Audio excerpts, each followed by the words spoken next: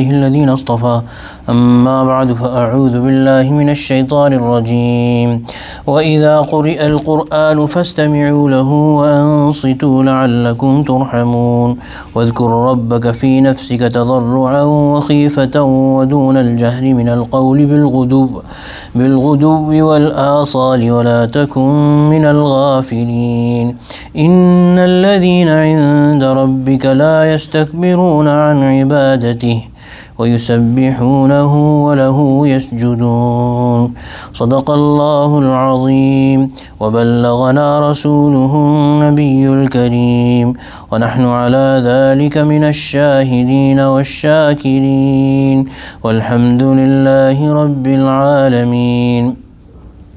Surah Al-A'raf, last ayah that we read last night, where Allah subhanahu wa ta'ala had said, هَذَا بَصَائِرٌ مِّن رَبِّكُمْ وَهُدًى وَرَحْمَةٌ لِقَوْمٍ يُؤْمِنُونَ. The Quran and the commands that are contained within it, it is the nur or the light or the wisdom which enables the people to see, and it is also the path, and it is also rahmah, which means that the success is guaranteed if you act upon the Quran. So now not only is the obedience in the on the words to the words of Quran is necessary, but the next ayah tells us some etiquettes of the recitation and listening of Quran.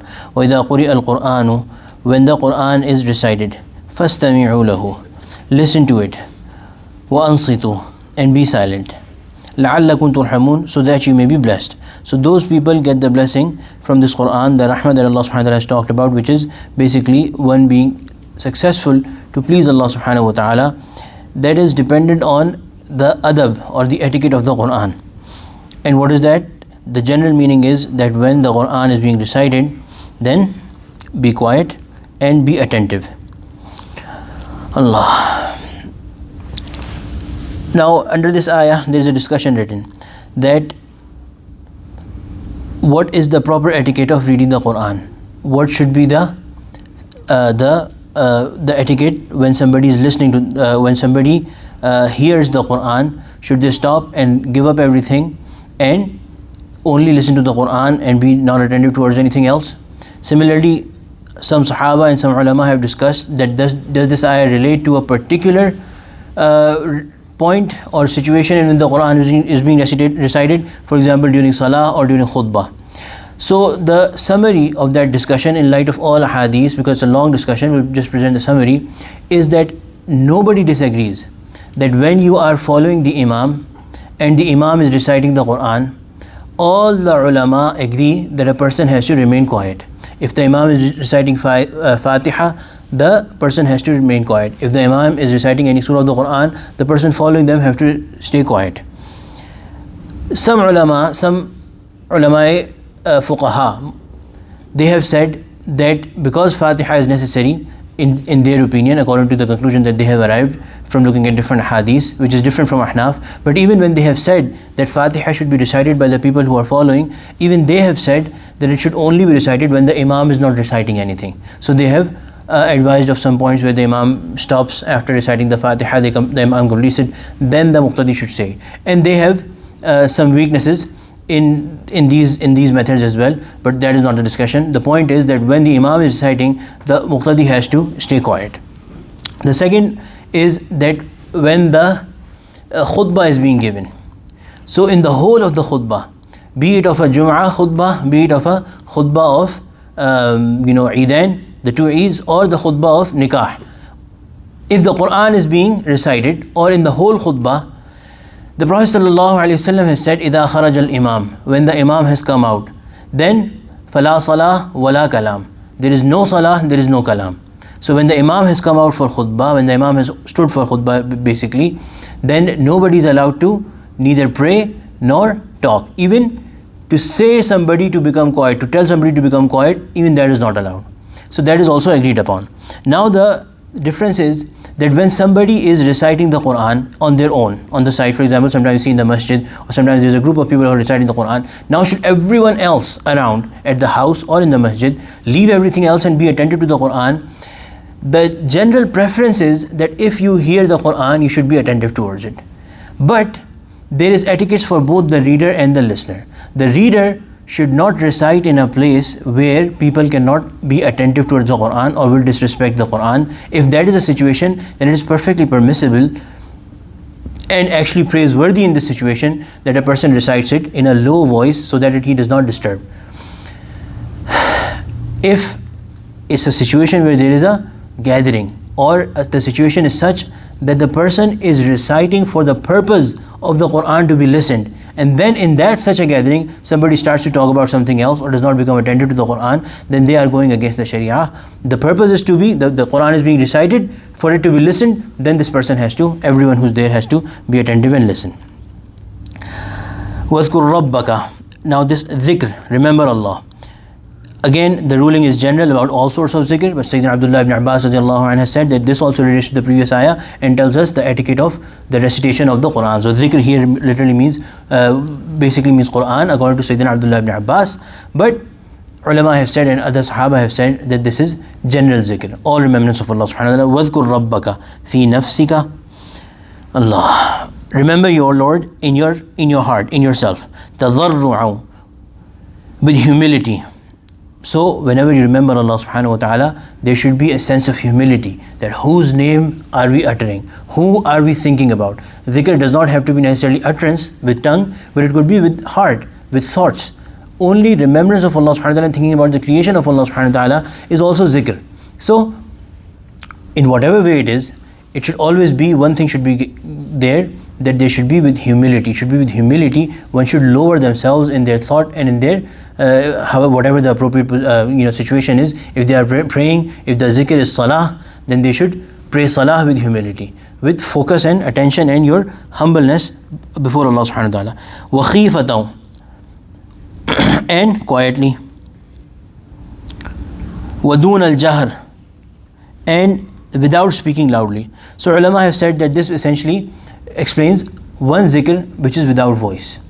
And without voice can be of two types. One is from heart alone, the other could be from heart and tongue, but the tongue is the heart and tongue, but the tongue is not making a voice that is audible. So the highest form of zikr is where the heart and the tongue are both engaged in zikr. But if the zikr is from the heart alone, that has a lot of effects, and that is that is rewarded. And as it is encouraged in hadith, the Prophet ﷺ has asked us, commanded us to ponder about the creation of Allah subhanahu wa ta'ala, and that is also considered zikr. And also the greatness of Allah subhanahu wa ta'ala. All of these, zikr qalbi or zikr khafi, they are all rewarded. But there is another type of zikr where only the tongue is moving and the heart is somewhere else. So only taking the name of Allah subhanahu wa ta'ala without focusing, without being attentive, even that carries a lot of benefits. And even that carries a lot of reward. So the reward has been mentioned in a hadith, different azkar, different reward. But the effect is that when somebody only remembers Allah subhanahu wa ta'ala with their tongue, slowly and gradually that penetrates down there in the heart as well. So therefore, if somebody is not able to get that highest form of zikr, that where their tongue and their heart are both engaged in zikr, they should not consider that they are even only moving their tongue. That is something that is not important, that is valueless. No, it is very important. It has a lot of value. وَدُونَ الْجَهْرِ. Then about jahr, Al-Hakim al-Ummad has written that this is about jahr bil-i'tidal, that you can read the Quran or do any zikr that you are doing, you can do it loudly, and it is permitted in the Quran. But excessive yelling, which is, and what would be the definition? The definition of that would be where there is a sense of na'uzu billah disrespect. Just like if you respect somebody a lot, it will not be possible for you to raise your voice excessively before them. So that jahr, which is away from respect, is not allowed, is prohibited. But that jahr, doing it loudly, is proven from this ayah, that Allah subhanahu wa ta'ala is saying that you do it with audible voice, but not that jahr which carries disrespect. So that is also permissible. وَدُونَ الْجَهْرِ مِنَ الْقَوْلِ بِالْغُدُوِّ وَالْآصَالِ. Mornings and evenings. So this if you take the literal meaning, ulama have said that some zikr should always be made in the morning and some zikr should always be made in the evening. That is why our mashayikh generally, when they prescribe our ma'mulat, they make sure that something is in the morning, something is in the evening. Some azkar are prescribed in the morning, some azkar. But the ulama, the meaning that most ulama have went with is all the time. So just like we say mashriq and maghrib, we mean the whole earth. So therefore morning and night, morning and evening, it means all the time. So have the remembrance, be mindful of Allah subhanahu wa ta'ala all the time, throughout the day. وَلَا تَكُمْ مِنَ الْغَافِلِينَ, and do not be among those who are the heedless. Hakim al-Ummad Ma'ashari Thani rahimahullah has written another fine point here, that why is Allah subhanahu wa ta'ala saying at the end of this ayah, وَلَا تَكُمْ مِنَ الْغَافِلِينَ?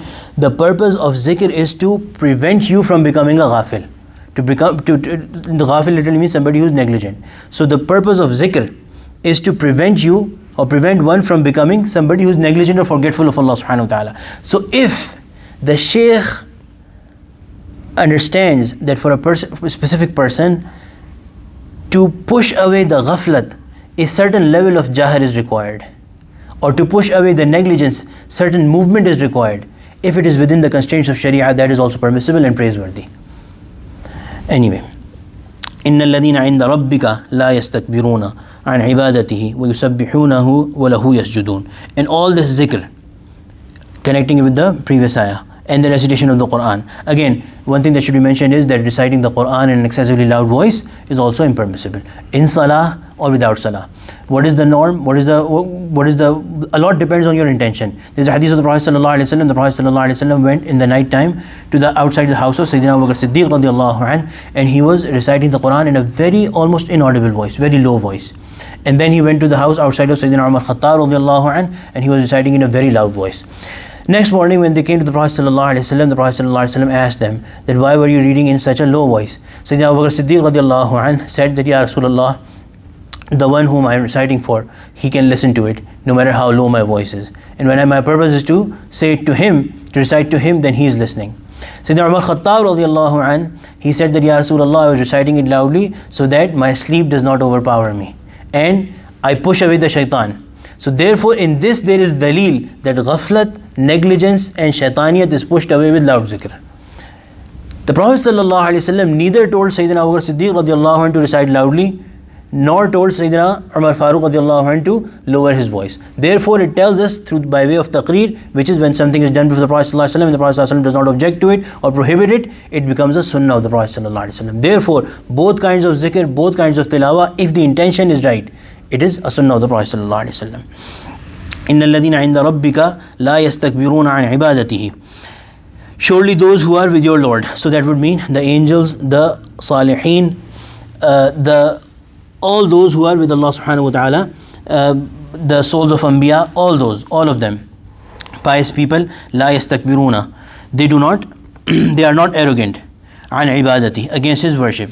وَيُسَبِّحُونَهُ, and they proclaim His purity. وَلَهُ يَسْجُدُونَ, and before Him they do sajda, or they prostrate themselves. So this is an ayah of the sajda, and this is the last ayah of Surah Araf. The Prophet ﷺ has said that when the ayah of sajda is recited and a person makes sajda, by the way it is wajib, when a person makes sajda, then shaitan runs away crying, saying that this person was commanded to make sajda and he made sajda, so Allah subhanahu wa ta'ala has decided he is going to get Jannah. And I was commanded to make sajda and I did not make sajda, so I am going to be, it has been decided for me that I will be going into hell. So another thing to remember is that all this zikr, all this worship, at the core of it, something very important is that there should not be any kibr, any arrogance associated with it. Otherwise, this kibr is such a disease that it, number one, does not let anybody near Allah subhanahu wa ta'ala, because this ayah says that those people who are with their Lord. So those people who have, and they don't have kibr. So if somebody has kibr, this ayah implies that they are not close to Allah subhanahu wa ta'ala, and that is proven from several ahadith. And similarly, this zikr and this ibadah, if it is causing a person to become arrogant, if somebody is becoming arrogant over their ibadat, that I am doing a lot, or I am such a great person, then that is in reality harmful, and that is hurting their connection with Allah subhanahu wa ta'ala, not increasing it. May Allah subhanahu wa ta'ala make us those who are not arrogant. May Allah subhanahu wa ta'ala make us those who are constantly in remembrance of Allah subhanahu wa ta'ala, and effective, accepted remembrance. Ameen ya Rabbal Alameen. Allahumma ja'alna min ahli al-Quran alladhi ahluka khasatuk. Under this ayah, the masail of sajda tilawa should also be mentioned. Briefly, the masail are that the rulings are that you, whenever you listen to this ayah, if you're reciting it yourself or someone else recites it, in one sitting, if the ayah is recited multiple times, then only one sajda has to be made. And the way to make sajda is that a person stands, but there is no takbir tahrim or raising of hands, and then just says Allahu Akbar and goes into sajda directly, like we do normal sajda of salah. Subhan Rabbil A'la, Subhan Rabbil A'la, Subhan Rabbil A'la, if said is preferable, and then they say Allahu Akbar and they get up, and that is the sajda done. No salam after the sajda as well.